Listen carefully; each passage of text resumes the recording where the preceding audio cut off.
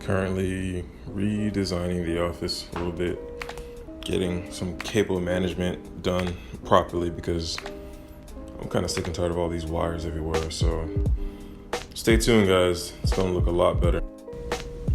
Before I can get started, I had to stop at Home Depot and pick up a hole saw to drill a hole through the table.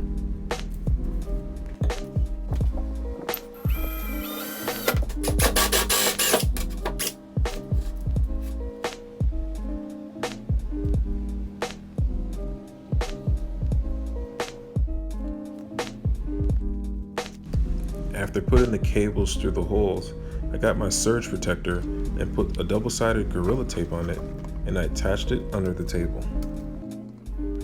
And to eliminate hanging cables, I used some adhesive zip ties.